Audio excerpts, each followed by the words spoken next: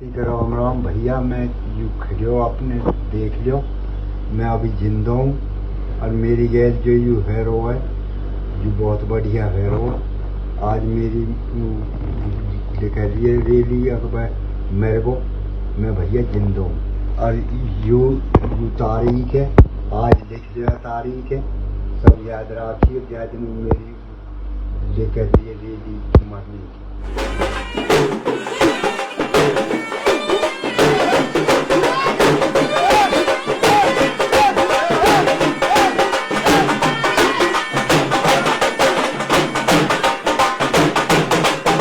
बाबा आपका नाम क्या है? लालचंद। आप कहाँ के रहने वाले हैं? आपके बेटे ने 3 अगस्त को एक शोक यात्रा निकाली है कि मेरे पिताजी एक्सपायर हो गए हैं, तो आप तो जिंदा हैं। हाँ। तो ये कैसे हुआ, ये क्या कारण है जो उन्होंने ये कदम उठाया है? वो मारने में राजी है, मरने में नहीं उठाया, अभी मर जगह था। आप यहाँ नहीं रह रहे उनके साथ? ना, मैं हो रहा हूँ अलीगढ़ में। अच्छा, अब यहाँ से चले क्यों गए छोड़ के इनको? दुखी है कि मुँह में ले जोम लगा गए बोरिया नु कहे सेक्स किताब में रो पिताजी में। मैं मंदिर पे ते गया सोच के 4 बजे, तो पोते ने कही अपनी माँ थी अब बाबा ऐसे ऐसे मम्मी तो सेक्स किताब में रो, अब कह दो तो चलेगा। मैं आया तो हमारी जीर बोन जिंदी है, वहाँ ने कही है तेने ऐसे ऐसे कही। मैं तो भूल ही हूँ बोलिया तो आज तक भूल ही नो। मैं यूँ कहूँगा कि कुछ कौन कर ले मत कर मेरी वहाँ ने फिर पूछिए कब कही मैं तो बता जगह 5 साल पहले। मैंने 5 साल पहले ही मारते मुँह में जूत वक्त ने जू कहा कही वह मैं कहा जो उनसे मैं कहा मैंने कि ये तो कचौल ली झूम लगा के मुँह चोरा है तो मारी। मैं जी मैं तो जा रही हूँ। तो आप चले गए फिर यहाँ से? कितने महीने से आप दूर रह रहे हैं इनसे? 9 महीने हो गए। 9 महीने हो गए। अब आपको इसके बारे में जब सूचना मिली कि ऐसे आपके शोक यात्रा निकाल रहे हैं, तो आप अलीगढ़ से कैसे आए और कब तक पहुँचे? साइकिल से आया। अच्छा। मैं 2 तारीख के चले। हाँ। 5 तारीख के आ गए यहाँ पर आए। तो अब आपकी प्रशासन से या पुलिस से क्या मांग है अपने बेटे को लेकर? मेरे बेटा की या कोई इंतजाम करे जब वो मारने को खतरा जो। अच्छा, वो मरवा। आपके गांव के लोग आपको सपोर्ट कर रहे हैं क्या इसको लेकर? कर रहे हैं, सब कह रहे हैं। सब कह रहे हैं। नहीं बुलाया वो, मैं जब भी आया। अच्छा, तो अब आप इनके साथ रहना चाहेंगे, बेटों के साथ? ना मैं रहूँगा तो जिंदगी ना रहेंगे। ये दरअसल मेरे पास जी 3 तारीख को 11 बजे से चौधरी लाल सिंह जी का फ़ोन आया कि भाई ऐसा ऐसा बात है, मेरी शोक सभा निकाल रहे हैं मेरे लड़का, और आप जाके उनसे कहो वह मैं जीवित हूँ और ऐसा ना करें। तो मैं फिर यहाँ आया।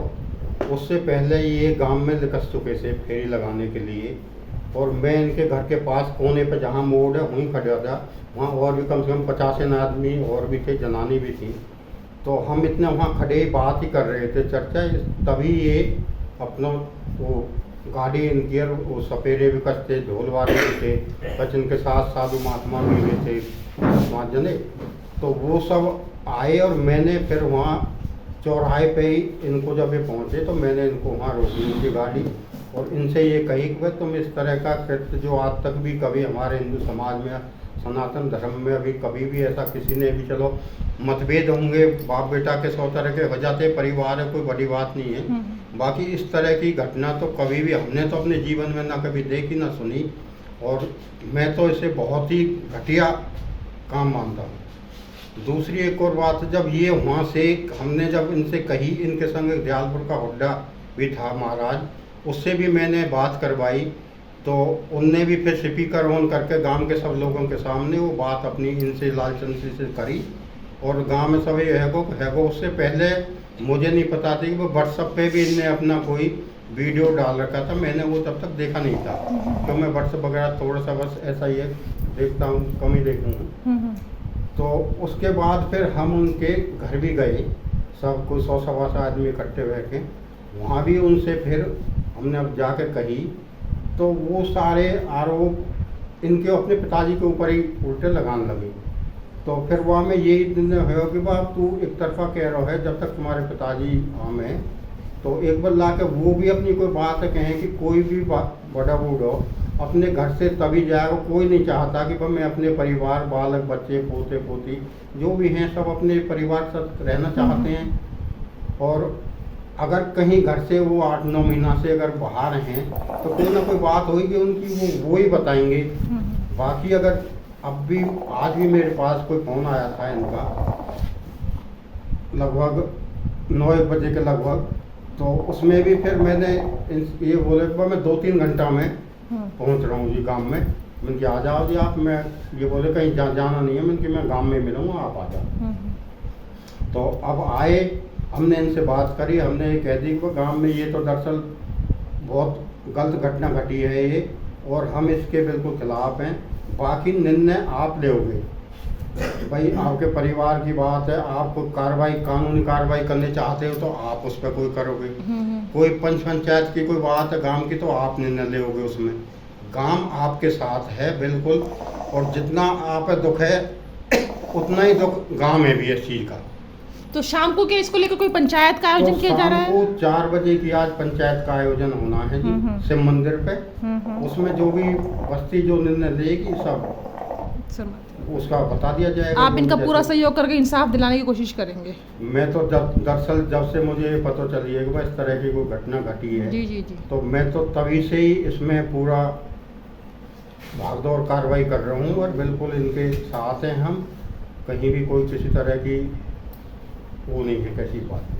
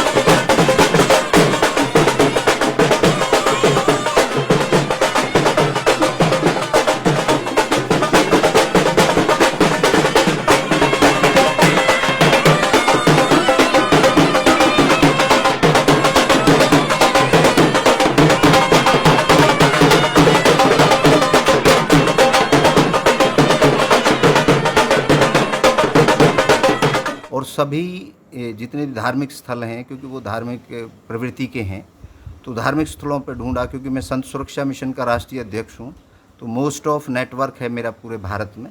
तो मैंने सभी धार्मिक स्थलों को अपने तरीके से फ़िल्टर कराया, लेकिन वहाँ जब नहीं मिला तो फिर मैंने ये सोचा कि शायद उनका कुंभ में मर गए हैं, उन कुंभ में देहांत हो गया है।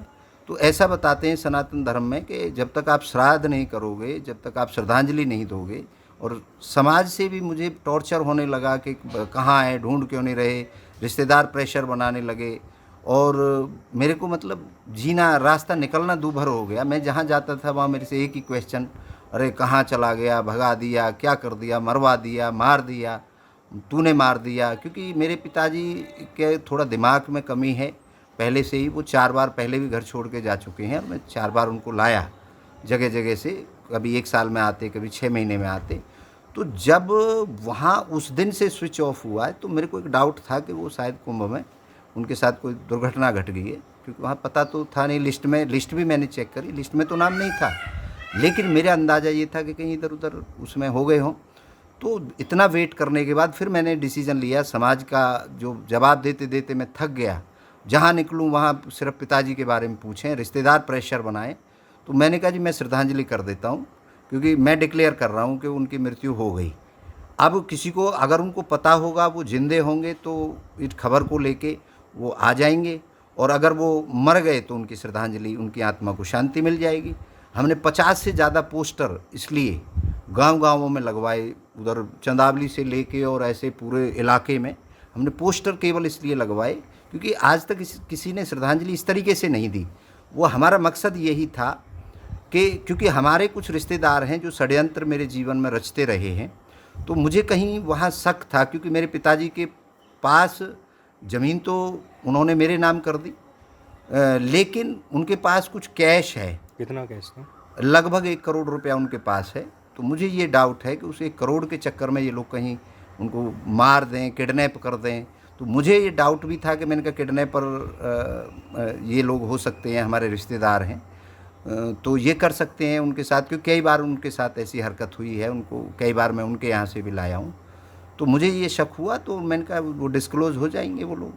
तो अब डिस्क्लोज़ हो गए हैं वो लोग। और वो पिताजी का कल जब मेरी यात्रा, मैंने 4 मंदिरों पे रोटियां चढ़ाई, कुत्तों को, बिल्ली को रोटी खिलाई, 21 किलो आटे की जोत जलाई। तो मेरा अपना तप है, अपने तप के हिसाब से मैं काम कर रहा था, और मेरे तप ने इतनी ताकत दे दी कि 4 मंदिरों पे रोटी चढ़ाने के बाद 5वें मंदिर तक मुझे पहुंचने नहीं दिया, और मेरे पिताजी की सूचना आ गई। हमारे सरपंच साहब आए थे, और सरपंच साहब के पास वीडियो आया, फिर मेरे पिताजी की कई लोगों की बात भी हुई उनकी, और वो फिर जब मुझे पता लग गया तो फिर मैं खुश हो गया कि भैया ठीक है। ये मामला ऐसा है, अक्टूबर में मेरे पिताजी यहाँ से साइकिल लेके वहाँ गोवर्धन की परिक्रमा लगाने गए थे, और वो जाते रहते थे, साइकिल ले जाके हर बार जाते थे, लेकिन इस बार वो लौटे नहीं।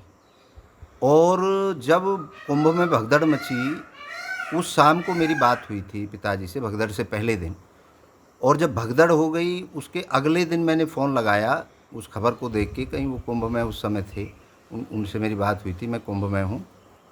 तो जब वो फ़ोन नहीं लगा तो हम परेशान हो गए, और हमने बहुत ढूंढा उन्हें, कुंभ में भी हम गए, ढूंढा।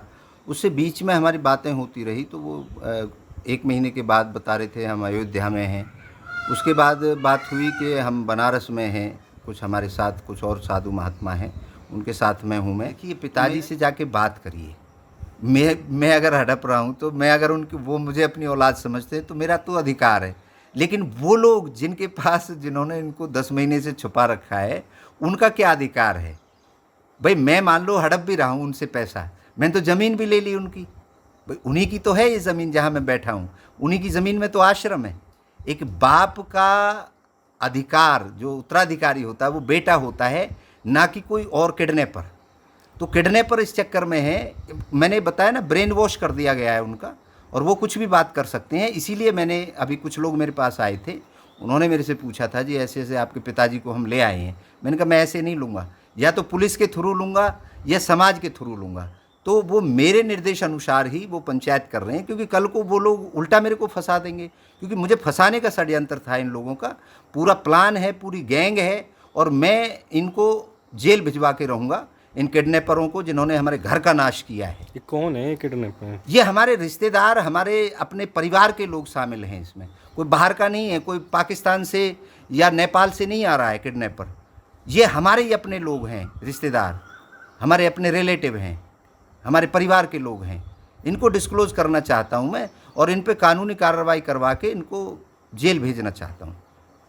अगर मैं दोषी हूँ तो मुझे जेल भेजा जाए, मैं तो एग्री हूँ ना, मैं दोषी हूँ तो मुझे जेल भेजा जाए, और वो अगर लोग दोषी हैं तो उनको मैं रहने नहीं दूंगा।